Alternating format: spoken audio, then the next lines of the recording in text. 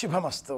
భాస్కరాయ విద్మహే మహద్యుతికరాయ ధీమహి తన్నో ఆదిత్య ప్రచోదయాత్. సూర్యుడిని ఆరాధించే విధానం ఎలా? ఏం చేస్తే సూర్యుని అనుగ్రహం లభిస్తుంది? కుమారస్వామికి ఆరాధన ఒక విధానం ఉంది. పుట్టలో పాము పోస్తాం. గణపతి ఆరాధనకు ఒక ప్రత్యేకత ఉంది. ఉండ్రాళ్ళు నివేదన చేస్తాం. శివుడి ఆరాధనకు ఒక ప్రత్యేకత ఉంది. అభిషేక సేవ నిర్వహిస్తాం. లక్ష్మీదేవి ఆరాధనకు ఒక ప్రత్యేకత ఉంది. పులిహోర నివేదన, కమలముల చేత ఆరాధన. అలాగే విష్ణువుకు ఆరాధన, అలంకారములు. ప్రధానంగా ఉండే మన దేవతా రూపాలలో ప్రతి దైవానికి ఒక ఆరాధనా విధానం ఉండగా సూర్యుడి ఆరాధనా విధానం ఏది? ప్రత్యక్షంగా కనిపిస్తున్నాడు ఈ పరమాత్ముడు వియన్ మండలంలో. సూర్యోదయం మొదలుగా సూర్యాస్తమయం వరకు ఒక రోజులో ఉండే 12 గంటల కాలం తానే ఆక్రమించి మనకు ప్రత్యక్ష ప్రమాణభూతంగా ఆరోగ్యాన్ని ప్రసాదిస్తున్నాడు. అలాంటి పరమేశ్వర స్వరూపంలో ఉండే సూర్యభగవానుడిని మనం స్తోత్రం చేసి పూజించే అర్చన చేసే విధానం ఏదైనా ప్రత్యేకంగా ఉందా? ఉన్నది అంటుంది ఆధ్యాత్మిక ప్రపంచం.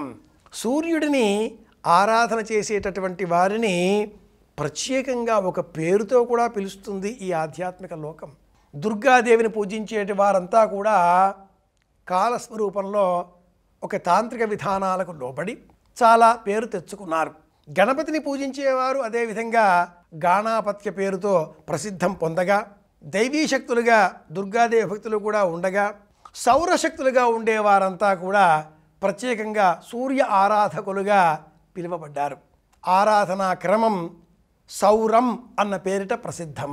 శంకర భగవత్పాదుల వారు పంచాయతన పూజా విధానాన్ని మనకు అనుగ్రహించేటటువంటి సమయంలో ఈ పంచాయతనం ప్రధానమైన 72 మతాలలో ముఖ్యమైన ఈ 5 మతాలని స్వీకరించి ఈ 5గురిలో ఎవరిని పూజించినా కూడా దైవానుగ్రహం లభిస్తుంది అంటూ ఒక్కటిగా చేసి గాణాపత్యం నైరుతి దిగ్భాగం, శాక్తేయం వాయవ్య దిగ్భాగం, శ్రీవైష్ణవం ఆగ్నేయ దిగ్భాగం, సౌరం సూర్య ఆరాధనా విధానం ఆగ్నేయ దిగ్భాగం, మధ్యలో శైవం శివలింగ స్వరూపం.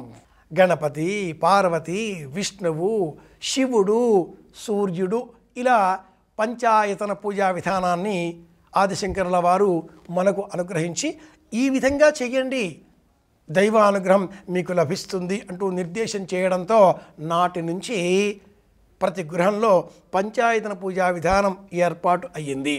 పలువురిలో ఒక సందేహం ఉంటుంది. ఇంటిలో పూజాగృహంలో దేవత అర్చన చేసే సమయంలో ఏ దైవాన్ని ప్రధానంగా ఏర్పాటు చేసుకోవాలి? 3 వరుసలుగా ఉండే దేవతాగృహంలోని అర్చనామూర్తుల ప్రతిమల ఆ అలంకరణ విధానంలో 3 తంతెలు ఉండాలి. వరుసలు మెట్లు. తంతె అంటే మెట్లు. పై వరుసలో ఇంటి కులదైవం, మధ్య వరుసలో ఇష్టదైవం, దిగువ 3వ వరుస మెట్టు పైన పంచాయతనం. పంచాయతనం ఉంటే సమస్త దేవతలు ఉన్నట్లే. పంచాయతన పూజా విధానాన్ని మనం అనుసరించాలి. ఈ పంచాయతనాన్ని మనం మన గృహంలో స్థాపన చేసుకోవడానికై అనువైనటువంటి రోజు ఆదివారం. అందుకే ప్రాచీనులు ఆదివారం నాడు సౌరం సూర్య ఆరాధన చేయాలి అన్నారు. ఆదివారం నాడు అరుణం అనేటటువంటి తైత్తిరీయ యజురారణ్యకంలో ఉన్న మొదటి ప్రశ్న 130 పనసలు ఉంటాయి, 32 అనువాకాలు ఉంటాయి. పారాయణం చేయిస్తే ఉజ్జాయింపుగా 1 గంట సమయం తీసుకుంటుంది. ఇది వేదం. ఆపమాప మపస్సర్వా అస్మాదస్మాదితో అమృత అగ్నిర్వాయుశ్చ సూర్యశ్చ సహసంచ స్కరర్ధియా అంటూ ప్రారంభమవుతూ సంవత్సరమేతద్వ్రతంచరేత్ ధ్రువవ్వా మాసౌ నియమస్సమాసేన తస్మిన్ నియమ విశేషా. ఈ అనువాకంతో పూర్తి అవుతుంది.